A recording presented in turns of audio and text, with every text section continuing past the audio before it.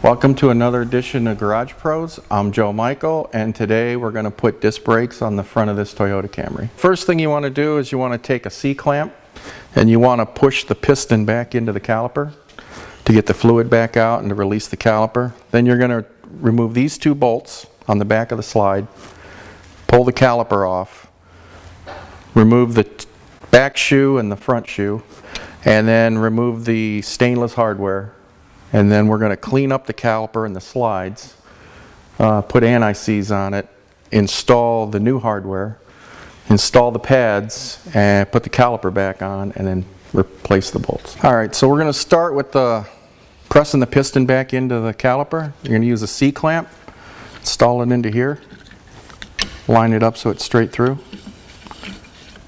And then you want to slowly turn this while the fluid goes back into the master cylinder. And once the caliper is all the way forward, you can go ahead and remove the C-clamp.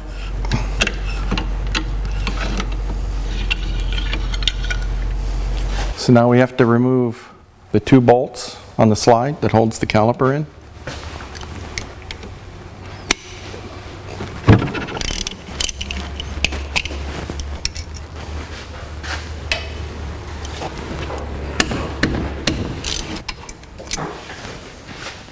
Then we're going to remove the caliper. Make sure you set the caliper up and don't hang it on the rubber hose, or you're going to be replacing the brake lines as well. Then we want to take the pads out.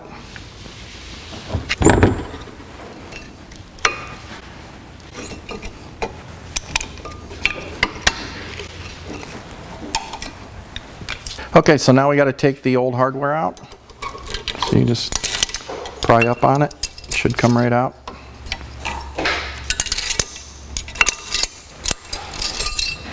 Then we're going to clean the rotor with the brake clean.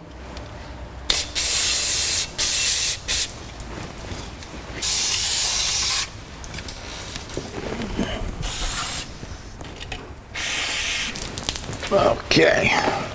You take your new hardware, put it back in where you just took it out from. They should snap right in.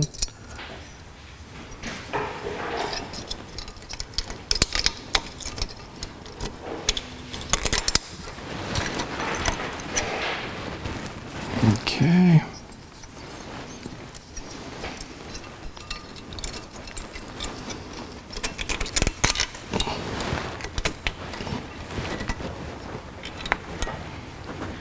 And make sure the hardware is all the way seated into the bracket. Here's the difference between the old pad and the new pad. You can see where this one has busted up and this one's new. You can see the difference, how it's wore down. So these pads are going to go in reverse.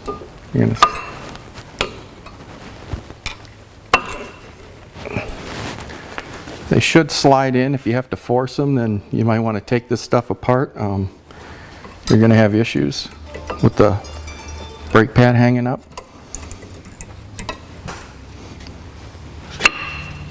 Should slide right in like this. And we're going to go ahead and put our caliper. Okay, the piston, you can see it doesn't go back all the way. It sticks a little bit, so you have to put the old pad in. This piston has to be all the way back or it will not go back onto the brake pads. So we're going to go ahead and push this the rest of the way. You want to do it slowly, give it time for the brake fluid to go back into the master cylinder.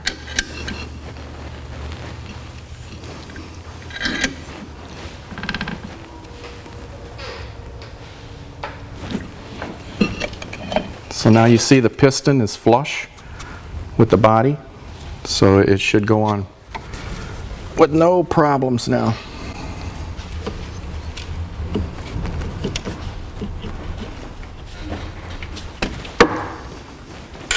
Well, now we got an issue. So the pads are in. The problem is the caliper wouldn't go back on because this slide right here, this one is fine, it's free. This is what the caliper rides on. When the piston squeezes, it lets it squeeze it, and then when it releases, the caliper can slide back and not drag on the rotor. This one is frozen. It won't move. So this has to be removed and either cleaned and reinstalled if it's in good shape, or we'll have to replace this pin. This happens probably 50% of the time. So this isn't uncommon. It's kind of a luck of the draw. So that's next. So we're gonna go ahead and see if we can get this thing loose.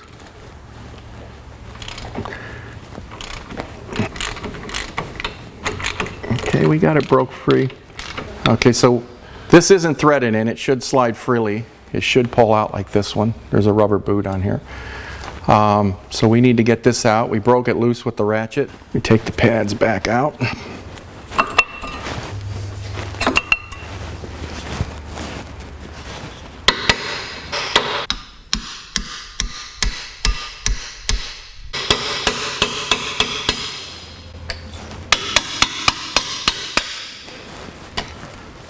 All right, so there it is. So we need to clean this up. This one's still in good shape. And once you pull it out, you want to use a little bit of brake clean or lacquer thinner. Clean the grease and nasties off of it before you use it on the wire brush. And then we'll go ahead and clean this.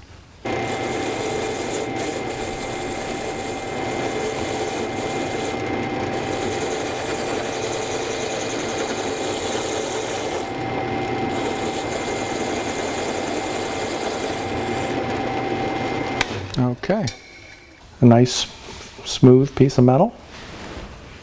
So now we'll coat this with the anti-seize and reinstall it.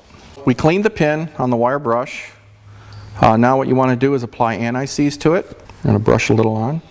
A little goes a long way with this stuff. And this is a good habit to get into when you're doing a brake job, is all the moving parts like this that hold it on. If they are a little snug, take them out, clean it up, and put this on them. Okay, so now we'll go ahead and check it. Now you see it's doing what it should do. You push it in far enough and then the boot will lock back on. You see it's back on. So we're in good shape. Now we have 2 working pins. All right, now we can go ahead and finish the brake job. We can go ahead and reinstall the pads. All right, back one's in. Put the front pad in. Okay, now we can put our caliper on.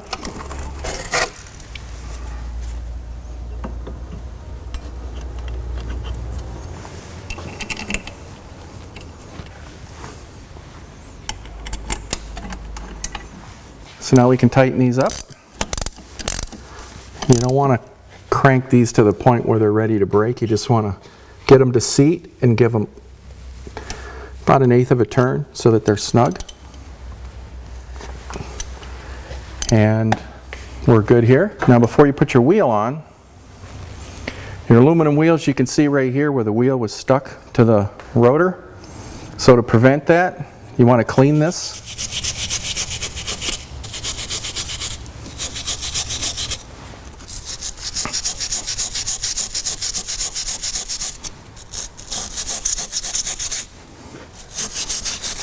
And we're going to clean the wheel studs while we're at it.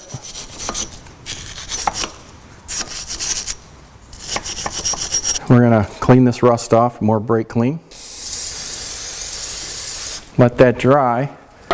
So the reason we want to clean this up is the steel and the aluminum, they'll actually fuse themselves together.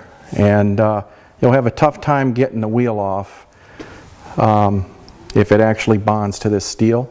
So it'll save yourself a lot of headaches in the future if you just clean this now. And then we'll let this dry for a second. We'll put some anti-seize on here, and we're going to coat the threads so that the lug nuts don't stick on the studs as well. All right, so we'll go ahead and use some of the anti-seize, and we'll coat the area here where the wheel came in contact.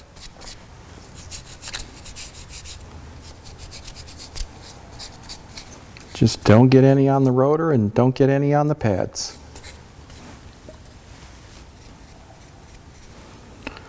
And that's it. It's ready to have the wheel put on. Right here you can see this was the area that we put anti-seize on the rotor.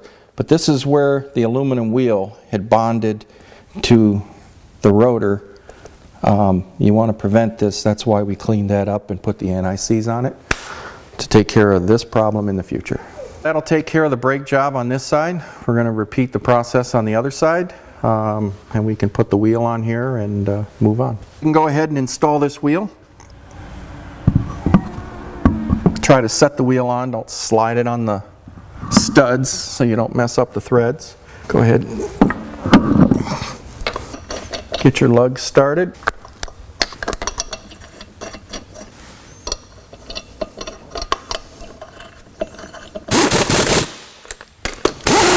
You want to tighten them in a crisscross pattern.